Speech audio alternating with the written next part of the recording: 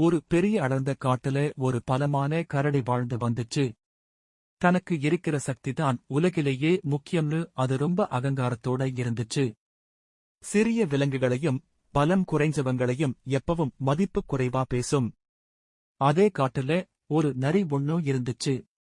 அதுக்கு கரடி அளவுக்கு பலம் இல்லைனாலும் ரொம்ப புத்திசாலித்தனமும் சாமர்த்தியமும் இருந்துச்சு. ஒரு நாள் கரடி நரியை பார்த்து, "நீ எவ்வளவு மெலிசா இருக்க? உன்னால என்ன செய்ய முடியும்? காட்டுல என் பலத்துக்கு முன்னாடி நீ எல்லாம் ஒரு தூசு மாதிரிதான்"ன்னு சிரிச்சது.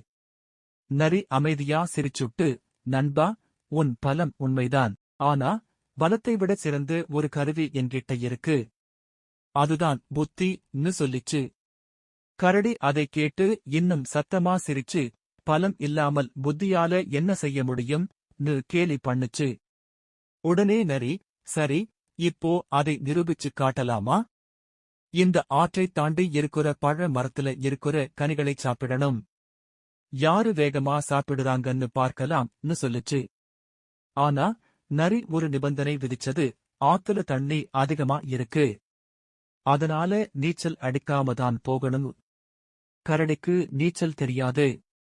ஆனா நரி சொன்ன நிபந்தனையைக் கேட்டு அது திகைச்சு நின்னது. நரியோ ஆத்துக்கு பக்கத்துல இருந்து ஒரு பெரிய மரக்கிளையை வேகமா வெட்டி, அதை மிதக்கும் படகு மாதிரி பயன்படுத்தி சீக்கிரமா ஆற்றைக் கடந்து பழங்களை சாப்பிட ஆரம்பிச்சுது.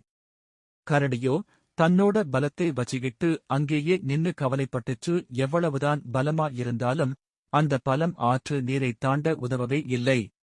கொஞ்ச நேரத்துல நரி பழங்களை சாப்பிட்டுட்டு சிரிச்சுக்கிட்டே கரடியிடம் திரும்பி வந்தது. "நீதி, உடலின் பலத்தை விட அறிவின் பலமே மிகவும் சிறந்தது.